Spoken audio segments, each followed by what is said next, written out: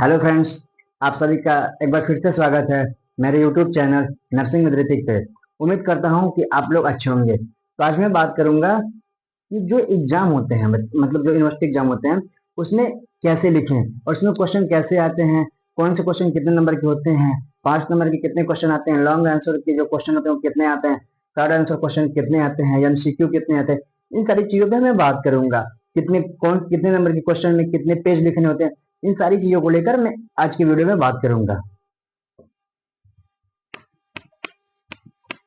इसमें सबसे पहले हम बात ये कर लेते हैं कि जो कि मैंने पहले एक दो वीडियो में बता चुका हूँ, लेकिन मैं फिर बता दे रहा हूँ। इसमें एग्जाम कौन कौन से होने हैं। तो बेसिकली अगर हम बात करें फर्स्ट सेमेस्टर की, तो इसमें 3 एग्जाम होने हैं। पहला एग्जाम जो होगा वो आपका एनाटॉमी फिजियोलॉजी का होगा।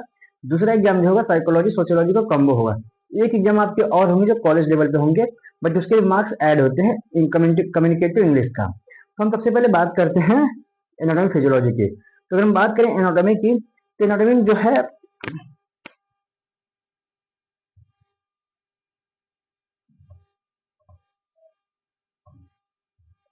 एनाटॉमी की अगर हम बात करें, इसमें जो लॉन्ग आंसर होते हैं, लॉन्ग आंसर क्वेश्चन, ये एक पूछे जाते हैं 10 नंबर के। ठीक, मतलब आपके ये 10 नंबर हो गए। वही अगर हम बात करें शॉर्ट नोट की,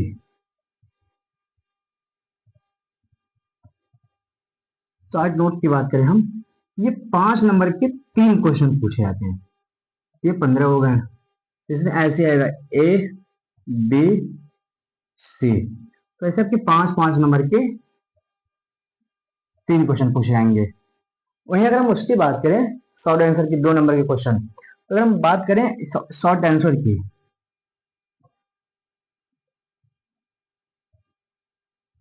शॉर्ट आंसर तो जो है आपके वो 2 2 नंबर के 3 क्वेश्चन पूछे जाते हैं। ठीक, ये 6 नंबर हो गया। अब हम इसको ऐड करते हैं, टोटल आपको समझ में आ जाएगी चीजें क्या है।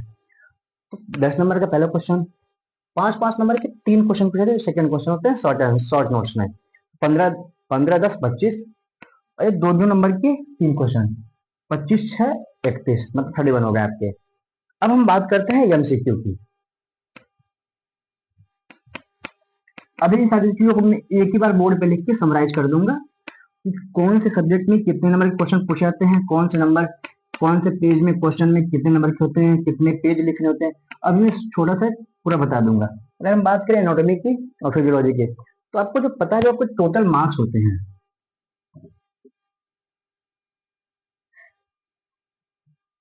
वो 75 होते हैं। ठीक, तो इसमें एनाटॉमी जो होती है वो 37 होती है और फिजियोलॉजी होती है 38 होती है। यही उसका होता है। तो हमने वो आपको बताया कि लॉन्ग आंसर कौन से क्वेश्चन, लैंग्वेज के क्वेश्चन कितने पूछे जाते हैं, कितने नंबर के, शॉर्ट नोट से बता दी, शॉर्ट आंसर बता दी। मैं आपको एमसीक्यू बता देता हूँ। जो एमसीक्यू उसमें पूछे जाते हैं एनाटॉमी में, सबको पता है कि एमसीक्यू जो 1 नंबर के होते हैं, और एमसीक्यू जो होते हैं 6 पूछे जाते हैं। तो फिर टोटल 6 हो गए। अभी 31 हुए थे, 31 में अगर 6 हम ऐड करेंगे तो आपके 37 हो गए।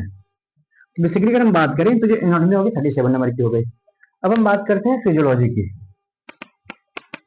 चीजें सेम रहेंगी, 1 नंबर थोड़ा सा बढ़ जाएगा, कोई एमसीक्यू में बढ़ेगा, फिर भी मैं आपको एक बार फिर से बता दे रहा हूँ।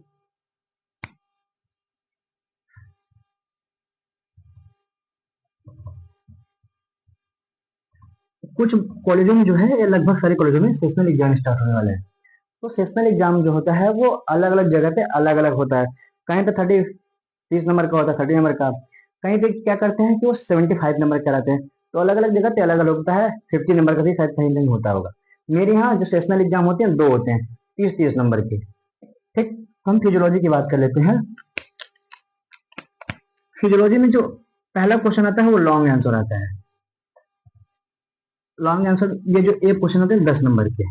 ठीक, जो फर्स्ट सेमेस्टर होता है उसमें सिर्फ ऐसे ही दे देते हैं। जो second semester, third semester, fourth semester आते हैं, उसमें जो 15 नंबर का आता है, उसमें चीजें ऐसे कर देते हैं। इसमें प्रॉब्लम ये क्या है, मतलब प्रॉब्लम क्या ये कह सकते हैं कि इसमें 2 सब्जेक्ट हैं, एनाटॉमी फिजियोलॉजी। अगर हम उसकी बात करें, जब आप आगे बढ़ेंगे, जैसे आपके एडल्ट नर्सिंग वही सब सारी चीजों की, तो उसमें आपका एक ही पेपर होगा, एक ही सब्जेक्ट होगा एक पेपर में। इसमें एक पेपर में 2 सब्जेक्ट, तो चीजें थोड़ी सी वेरी कर जा रही हैं। 10 नंबर का हो गया। अब वही सेम चीज उसकी बात करें शॉर्ट नोट्स की,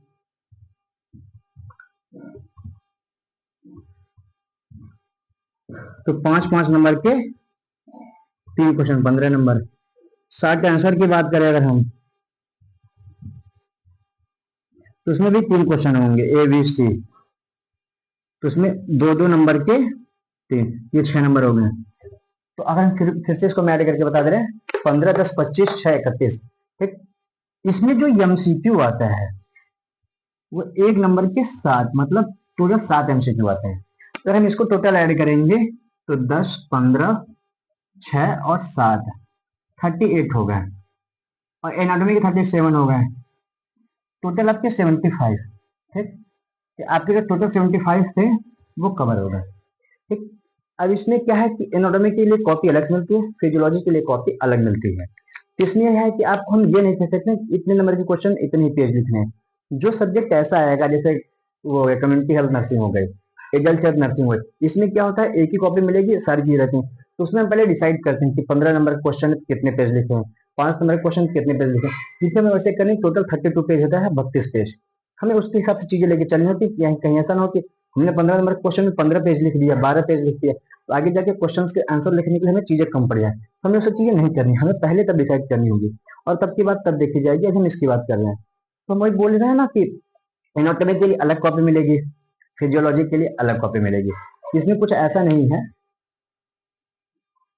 इसमें कुछ ऐसा नहीं है कि आपको इतने नंबर क्वेश्चन लिखना है। आप लिख सकते हैं आराम से, बहुत तेज होते हैं, 30-32 होते हैं, आप आराम से लिख सकते हैं। बट एक चीज ध्यान रखिएगा, आपके पास जो टाइम ड्यूरेशन है वो 3 आवर्स ही है। ठीक।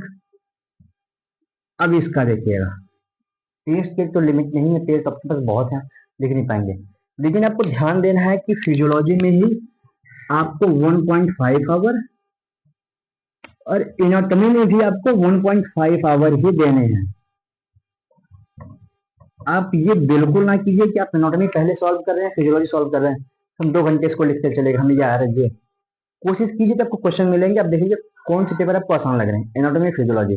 जो आपको आसान लग रहे हैं, जो आपको क्वेश्चन ज्यादा आते हो, उसको पहले सॉल्व करने की कोशिश कीजिए। बट शर्त यही कि हम एक सब्जेक्ट को 1.5 घंटे से ज्यादा नहीं देंगे। अगर आपने इसको 1.5 घंटे ज्यादा, वो मतलब 1 घंटे 45 मिनट 2 घंटे दे दिया, तो आपकी टाइमिंग यहाँ कम पड़ जाएगी। कोशिश कीजिए दोनों को बैलेंस करके चलिए, 1.5 घंटे में इसको करने की कोशिश कीजिए जितना हो जाए। ठीक। अगर नहीं हो पा रहा तो मेरा मानना यह है कि आप उसको वहीं स्टॉप कर दिए, नेक्स्ट सब्जेक्ट अटेम्प्ट करना चालू कर दीजिए, इसको जितना कर पाए। कोशिश कीजिए जितनी जल्दी हो सके दूसरा सब्जेक्ट खत्म करके जो पहला बचा उसको फिनिश करें।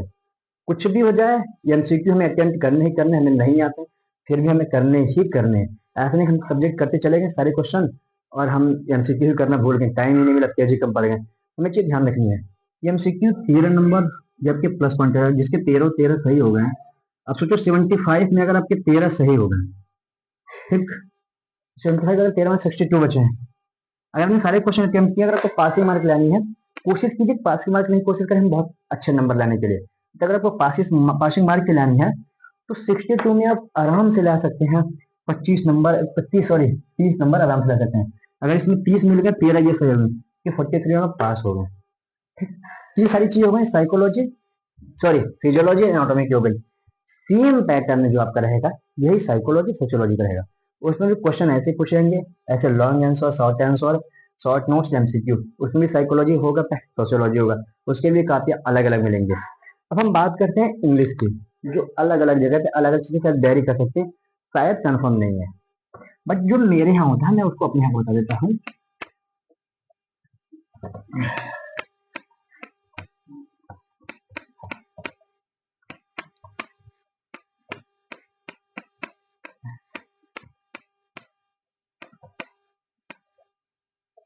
जो मेरे यहाँ की चीज होती है, इंग्लिश की अगर हम बात करें,